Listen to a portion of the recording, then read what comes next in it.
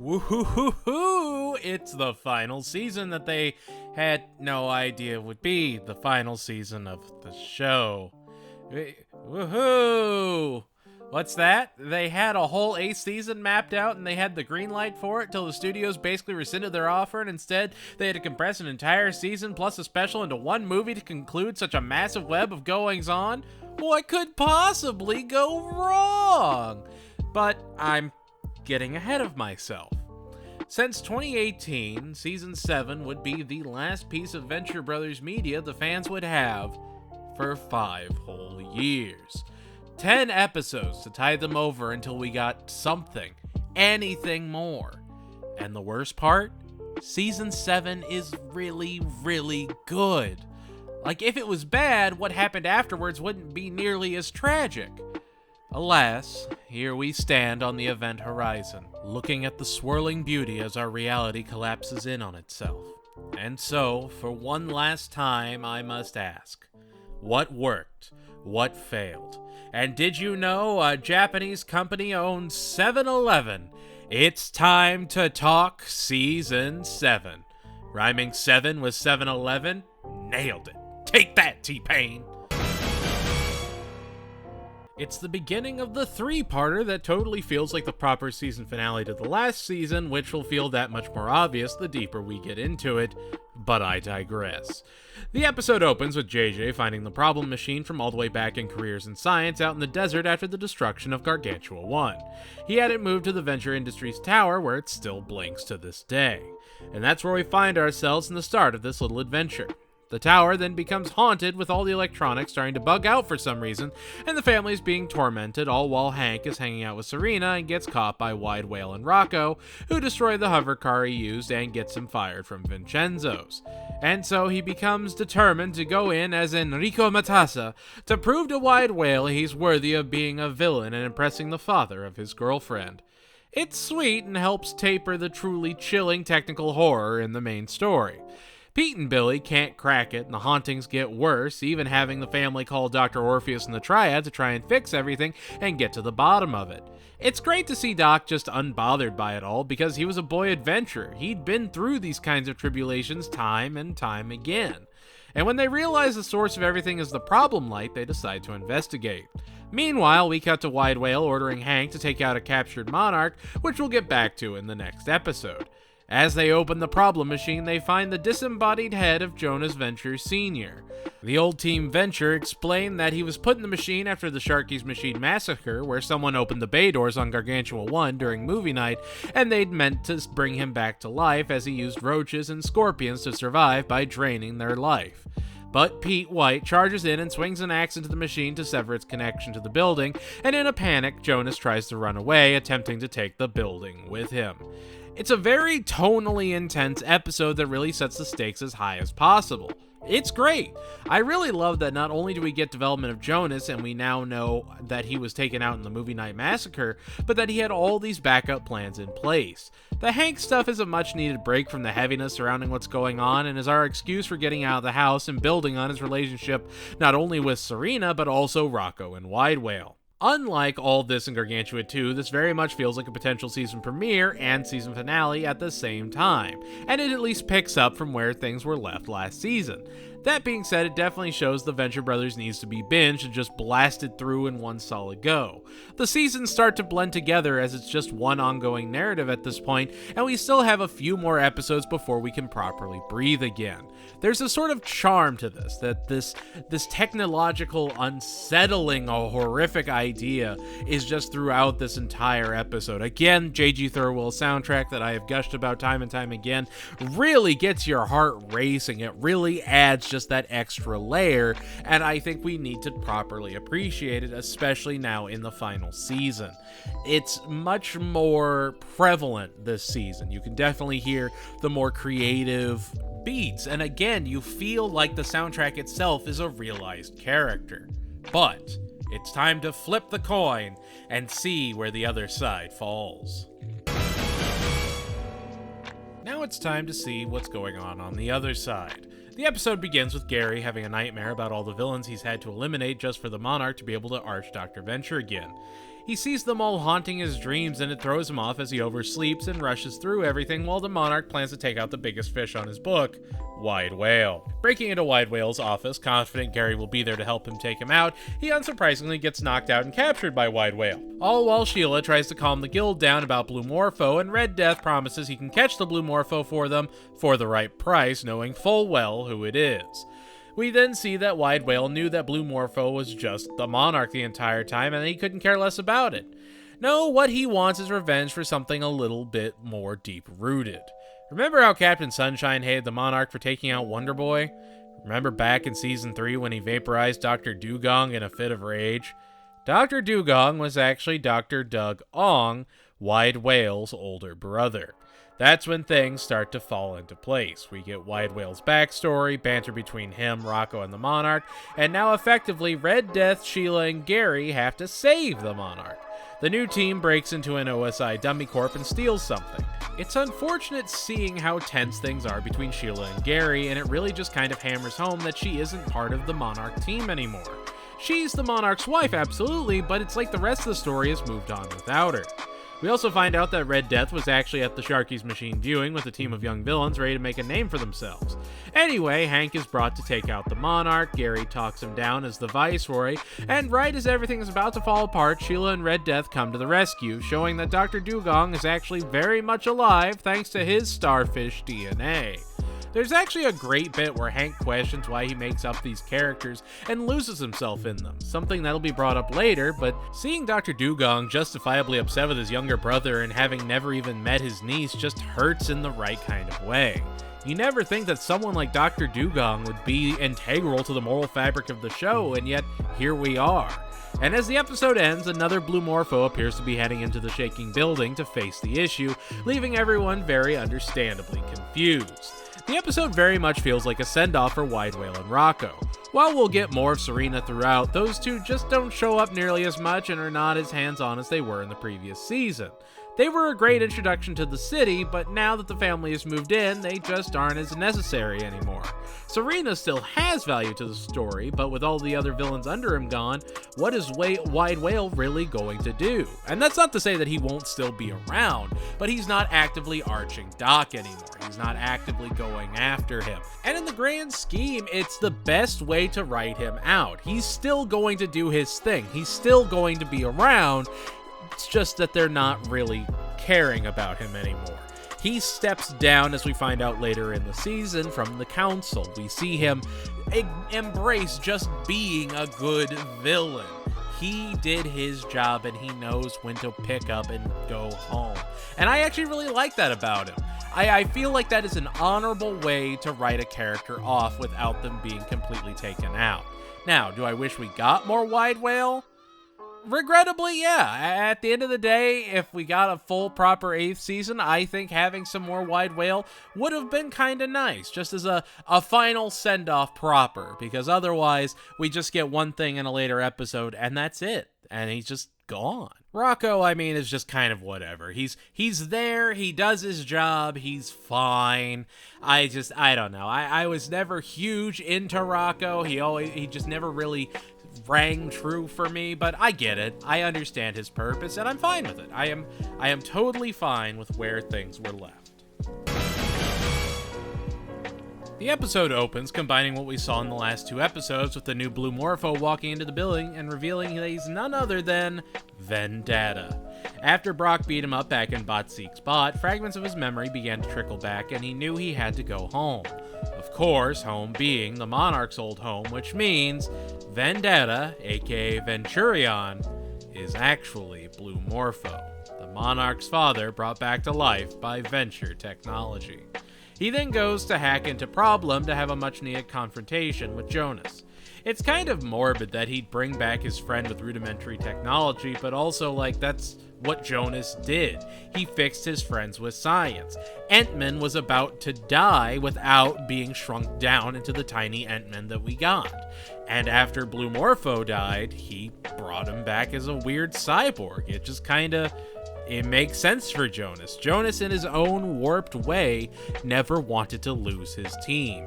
Even as Major Tom crash landed, he was calling out for him. He was a man that actually did care about his chosen family. I will say, given all things in perspective, I kind of wonder what Jonas's backstory was. I want to know more about his history and how he got the team back together. It feels like a story that might make everything else feel okay. I'm not saying it justifies everything Jonas did by any means, but I don't know. After seeing everything, it makes me question what was really going on. Anyway, as the sign falls, Brock and the guild are blocked out of the building and go to a diner to discuss the next course of action, where they all start to be honest about what caused the movie night massacre, and the short answer is no one really knows. Red Death was up there with Vendetta, but Vendetta doesn't remember pulling the switch after confronting Jonas. We also find out that Dr. Z was the one that made him into Vendetta from Venturion by literally just flipping a switch on the back of his head. Rodney, aka Action Man, has a heart attack and the family has to get him out into the hospital, all while Jonas tries to keep Vendetta occupied so he can hack into his mind and take over that body. We see Blue Morpho coming to his best friend with his problems just for Jonas to blackmail him, and even offer to help the couple have a kid while they're failing to, offering for his wife to come to the Venture compound for a very special checkup. Like, we had inklings of how bad Jonas was. We saw he was a neglectful father and a manipulator, but this really does kind of just take the cake. He isn't afraid of using anything at his disposal to take what he wants when he wants and manipulates people expertly. The man lauded as one of the best super scientists in the world was genuinely one of the worst people. The Monarch then swoops in to get to the bottom of things and confronts Vendetta, who calls him by his first name, Malcolm, something only his dad would know. Then he, Vendetta, and the Problem Machine take off and fly through the air as Vendetta attempts to end things once and for all. And with Jonas definitively gone, as well as Vendetta, Monarch takes the credit for both and clears his name in one fell swoop. It is a lot. It is a lot to go into in 23 minutes, but it's probably one of the best three-parter they could have ever done. Part 1, the Venture side. Part 2, the Guild side. Part 3, the conclusion of so many different stories, while still leaving some questions up in the air. If Vendetta didn't open the bay doors, then who did? I know I said the Venture Brothers and the Curse of the Haunted Problem felt like a solid season premiere, but looking at it in the grand scheme of the 3-episode arc with how it perfectly wraps up the Blue Morpho storyline, it just feels like it would have fit better at the end of season 6. We even get that Jonas's head is now property of the OSI, the Triad is moving to New York, and the old Team Venture is joining together in solidarity with their friend in a coma. I don't know, there's a lot to really love about these episodes, and it's just so impressive how well they marry the ideas of technological horror, family drama, crime noir storytelling, and still next level comedy. Like at the end of the episode, you have Hatred walking a parade float down for the Macy's Day Parade, and it slips free, just terrorizing the city with a giant inflatable rusty Venture. The fact that they can marry all these different aspects so perfectly is just next level. And now we've reached that new status quo. We get a fantasy flash forward of a very well-armed new Monarch crew taking over a Venture Industries boat to steal Oppenheimer-class munitions, only to realize he's got a surprise eval and has to impress Dr. Z to move up to hopefully become a level 10 villain. However, when he goes to get a loan, he discovers he's completely broke and his trust is empty. Meanwhile, Doc is showing off JJ's old hover belt and jumps out a window to show it off and quickly gets hospitalized for blood loss. We also get Dean continuing his studies and moving on campus when Brock tells him that despite his wishes, Doc has signed him up for a ton of science courses that he keeps trying to fight against. Gary Cole would actually play Dean's professor, Professor Baron von Helping, the son of the supervillain Baron von Hellfire, a very obvious play on Doctor Doom. It's really sweet seeing this Carl Sagan-esque character actually helping Dean figure out what he wants to do and doesn't want him to blame science for his dad being his dad. Super science can be great in the right hands, and he's someone that learned that the hard way. Lo and behold, sure enough, not only does Dean share a class with Serena, but the Monarch actually has to arch Professor Von Helping and ends up taking Serena hostage when Von Helping lets his real colors burn through. The very clever thing about this is, Dean just buys the Monarch off to back down. Season 1 Dean would be wrapped up in the whole game, but now he's just tired of it. If it'll get him to disappear, then it's well worth any price. We also get I don't know, I find it really heartbreaking. It's a scene with Hank and Doc. Hank goes to visit Doc while he's in the hospital opposite a comatose think tank still recovering from last season, and while he's pumped full of drugs, just comes clean to him about not understanding why he's so harsh on him, why he shows so much favoritism to Dean. I don't know, it just really hurts to see this happy-go-lucky kid starting to question everything. He used to be so headstrong and confident, now he's questioning things. And when he was there for everyone else, who's there for him now? Who is helping Hank? Serena is at class, Dermot is gone. For all intents and purposes, Hank is alone, and so he goes to confide in his dad, who he tells he loves him, thinking he's someone else. It takes a knife, stabs it in, and twists. It hurts seeing Hank treated like this. I don't know. It's great to see everyone else growing and branching out, but it stings to see Hank just left by the wayside and forced to figure things out on his own. He's forced to try and keep up in his own way. The episode itself is fantastic, and I don't really have any notes on it. It sets the tone for the season without setting up this big season-long conflict as well. Monarch has to climb the ranks, Dean is in school, Doc is trying to impress shareholders, and that's really all you need. Season 6 was moving into the city. Season 7 is when they start to feel like the old show again, and it's very much intentional. All these elements feel fresh. We're in the aftermath of everything that just went down, but we're not brooding on it. The story feels more grown, more mature. It's a much more interpersonal story rather than them being against the environment. This isn't a show trying to stretch itself as long as possible. This is a story worth telling, characters worth exploring. This is what the show should be.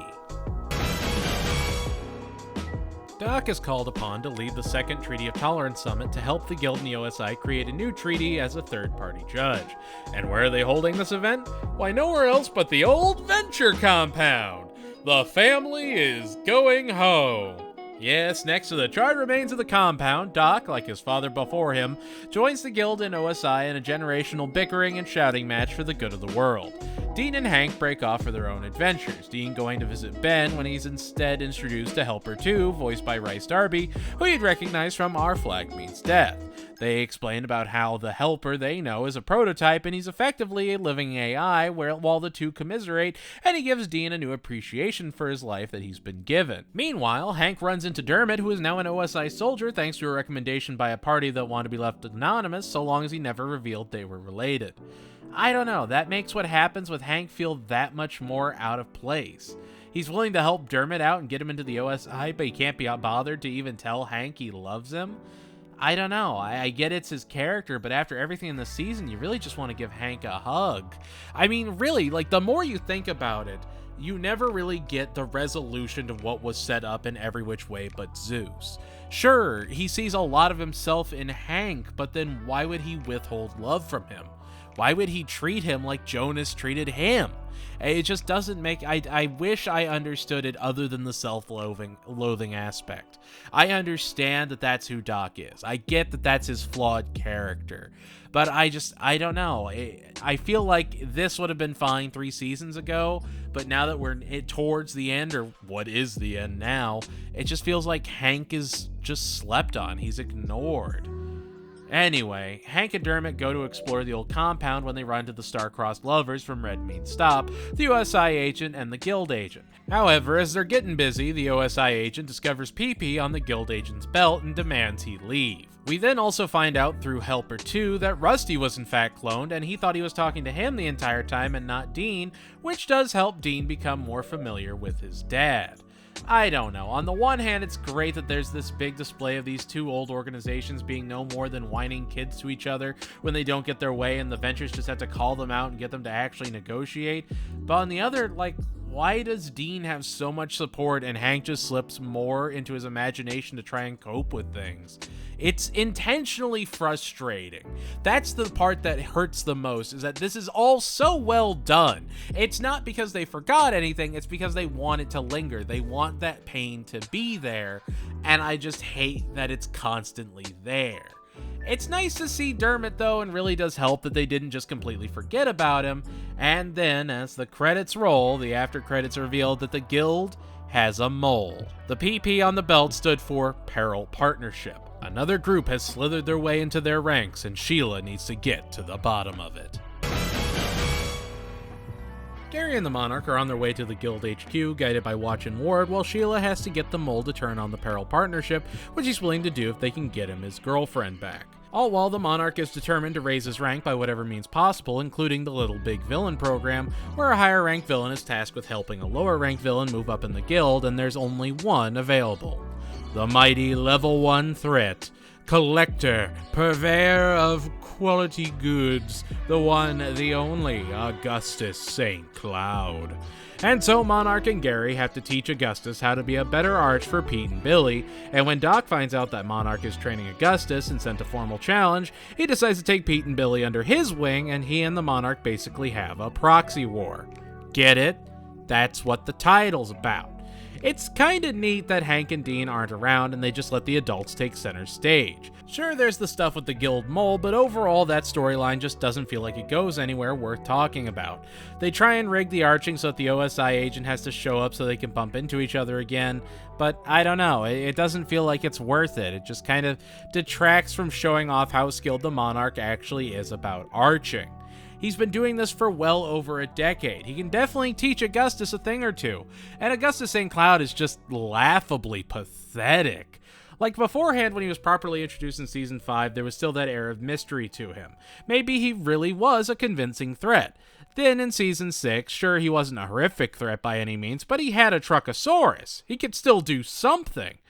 But backed into a corner and forced to confront his super scientist rivals, what does he do? Absolutely nothing. He is the lowest rung for a reason. He has a malicious air when he's around Billy, but someone like the Monarch that he kind of looks up to, he's just this vulnerable antagonistic blob, and he almost kind of owns it. Like, sure, there's the scene where Rose beats him up for breaking into their home, but you have to remember, Rose used to go on adventures with the old Team Venture. She's no slouch, even in her old age. Granted, Gary would probably fare just a wee bit better than he did. Anyway, while they're setting that up, Doc goes and gets Pete and Billy costumes and trains them with Brock's help to beat St. Cloud once and for all. Finally, as the gas shoots out and spreads around the circle and St. Cloud steps out, the three are ready for their epic battle as their trainers watch from afar. In the after credits, they recount their story to Hank and Dean blissfully unaware that they got high on laughing gas and just sort of laid on top of each other. The episode has a ton of charm, great jokes, and it shows that the adults are still kind of the kids in the room. Like earlier in this season, we saw Dean stare the Monarch down and throw him a check just to leave him alone and keep him out of his life. Hank is willing to throw a Batman mask on and dive into danger head first. Remember, earlier in this season, he was willing to go up to Wide Whale and say he wanted to work with him. He has no fear. They lived this boy adventurer life. They saw real danger. They could handle way higher than a level 1 arch. Meanwhile, Billy and Pete can barely get a draw out of fighting Augustus St. Cloud. It's just baffling in a good way to see them so nonchalantly deal with problems their dad's friends couldn't handle on even their best days. It really shows how far the brothers and the show itself has come. Doc and the team invent true and proper teleportation. They are on the cutting edge of the future of technology, and that's gonna be a problem. Again, Hank and Dean aren't around for this episode, which, honestly, good.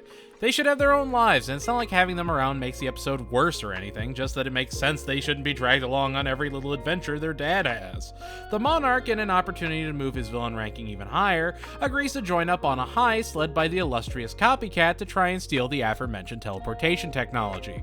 A little-known voice actor by the name of Mark Hamill plays several characters in the episode, including the transforming clown of crime, Presto Changeo.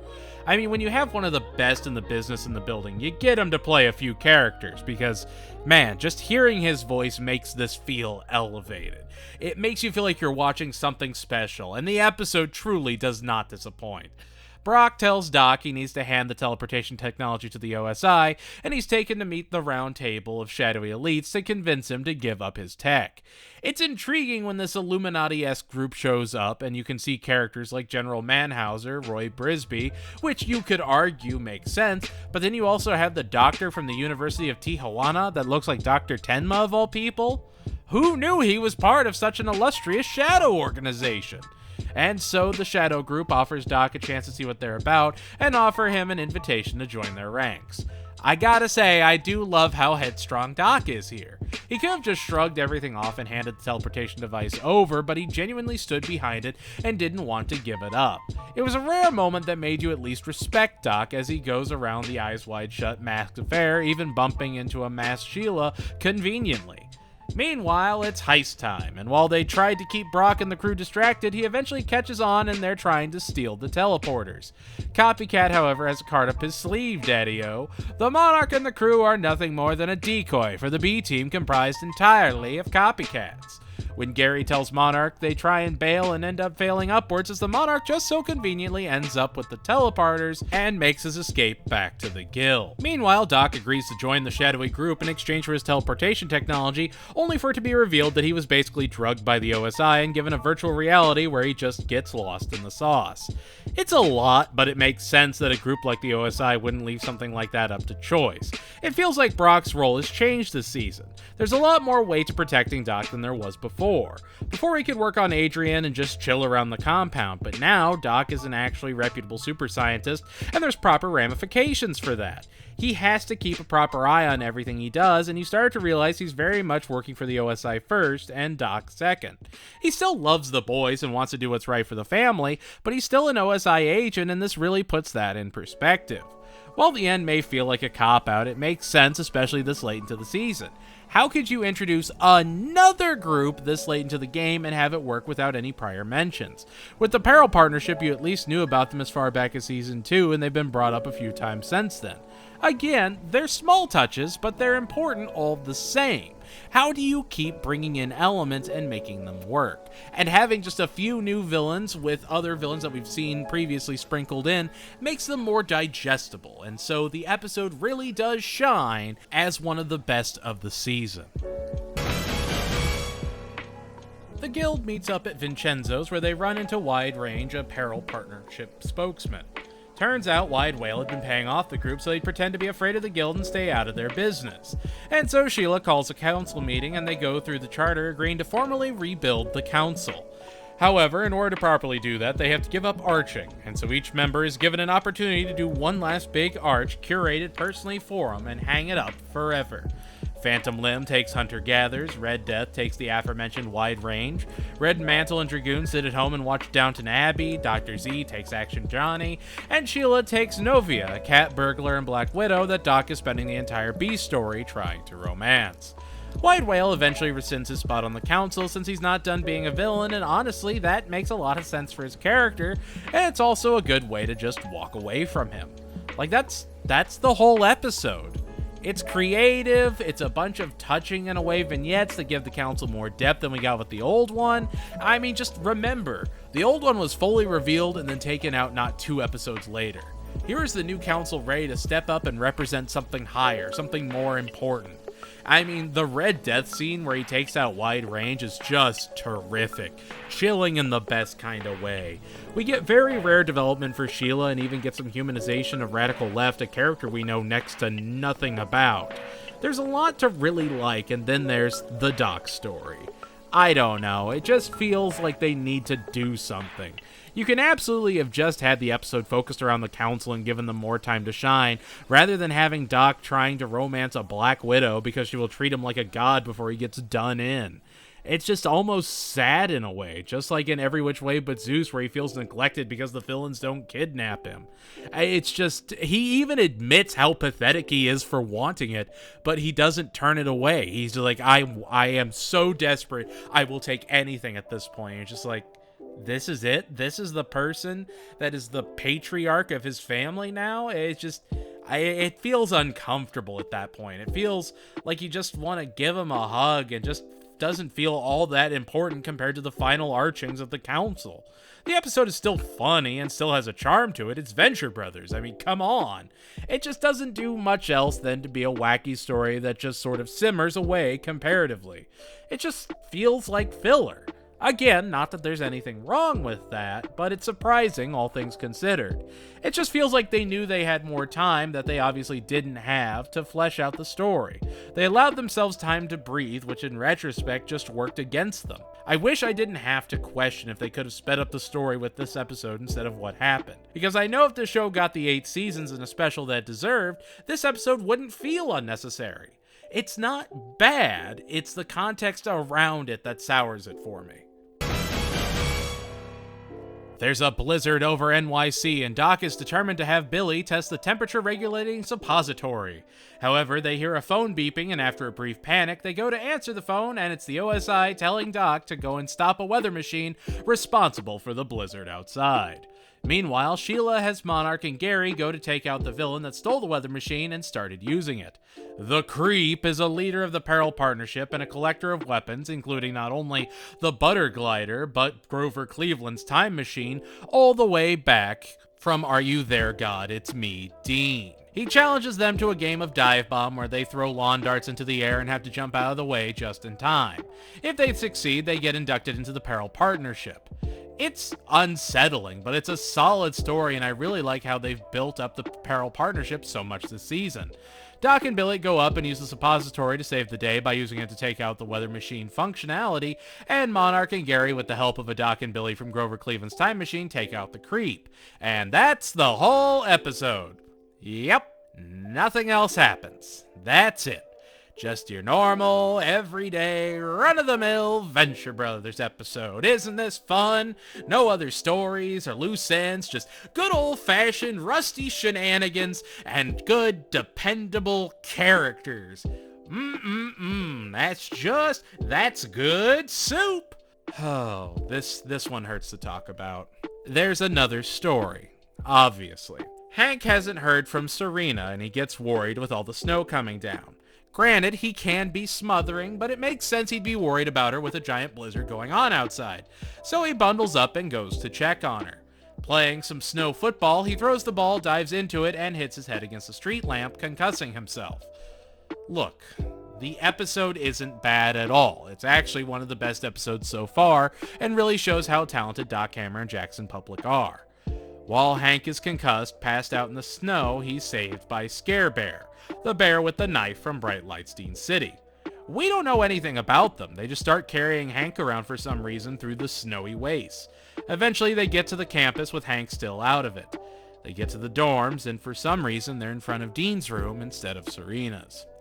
And as they open the door, Hank catches Serena in bed with Dean, who admits he was sleeping with her. It's abrupt, it's heartbreaking, it's probably one of the best written betrayals ever shown, and it's really the only one you can do with any sort of weight. To break that bond that had been forged through everything they grew up with, the tribulations they faced. When Dean doubted who he was and Hank reassured him, there's a pain at the end of the episode.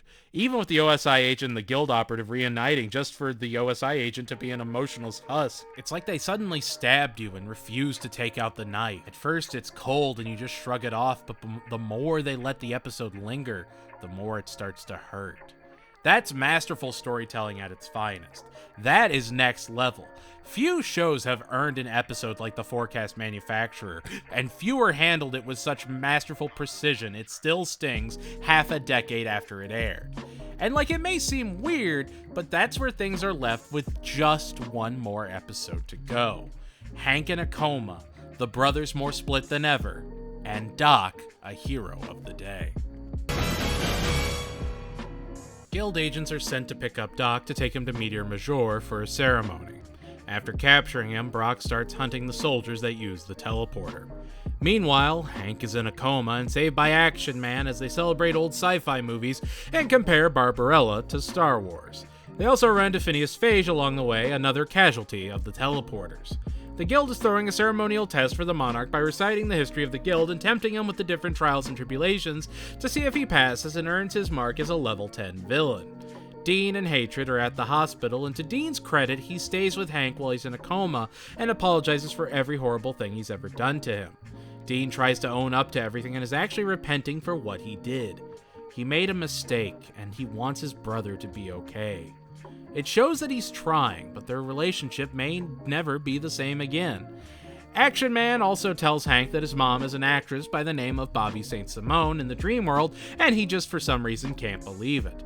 Gary is offered his own supervillain organization and a chance to ascend from being a henchman, and Monarch puts his foot down, as does Gary, declaring no matter what, he will always be the Monarch's friend and henchman. Hench for life. They then reveal that Monarch and Doc are related. I know I'm sort of speed running through everything that's been set up here, but that's because there's so many things that got set up to continue for the show's next season.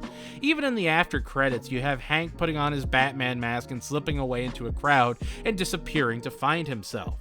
This is what people had to sit on for years as they believed Season 8 would come along and wrap up the story. Even Doc, Hammer, and Jackson Public believed they'd have more time. But this, for all intents and purposes, is the last episode of The Venture Brothers. This is where things were ended for half a decade. It's a great way to end a season, don't get me wrong, but look at all the things that still need to be revealed or developed. Monarch and Doc being related, Hank fighting Bobby St. Simone, any follow-up on Scare Bear, and just everything else left by the wayside. It's a great season finale, but it's a very open-ended series finale. Compare it to, say, Operation Prom, where you could have just easily concluded the series there, not pushed it further. They have said that Doc, Hammer, and Jackson Public would have ended it at the end of Season 4, and honestly, that would have been comfortable. Even their growth from going from the beds to graduating was displayed there. It would make sense.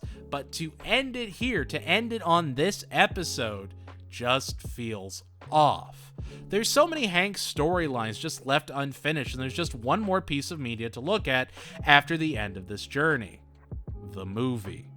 Could a 90-minute movie comfortably conclude a series 20 years in the making?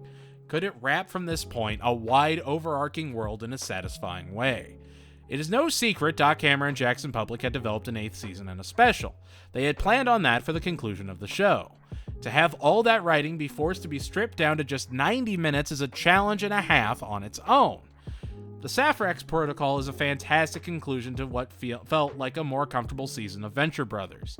It wasn't a rushed story like Season 6, where it was treated as one continuous narrative, but a realized season with filler and fluff to build the characters back up. It felt like it was building to a climax and a satisfying conclusion that we only needed to be patient to see. And that was Season 7, the last season of The Venture Brothers. Anything you think I was right on, wrong on? What were your least and most favorite episodes? Let me know in the comments below. It's a bewildering thing to talk about, especially with how many times it was promised that a Season 8 was coming, and then the studio backed out and said, hey, you get a movie instead. Understand, any complaints I have are not because of Doc Hammer or Jackson Public or any of the actors or animators. This show still and forever will be a lovingly crafted masterpiece. It will always have heart and charm and will always be worth revisiting time and time again. But they got done dirty, and I'm allowed to be upset by that. I will review the movie, don't you worry, we're going to get into it, we have to. And at the time of writing this, I've already seen it, and I'll admit it did bring a tear to my eye. But why? Well, you'll have to tune in to the complete Venture Brothers review to find out. That's going to do it for Season 7. Like always, thank you all so much for tuning in and giving me a platform to do my thing. None of this would be worth it without all of your incredible support, and I really do appreciate each and every comment. If you like what you see, make sure to like, comment, share, and subscribe. Tell your friends we're out here. And if you're interested, make sure to check out our Twitch, Discord, Patreon, and Twitter or X or whatever. Anyway, stay strong. Keep fighting. Know that you're stronger than any hurdle you run into. And for the second to last time, go Team Venture.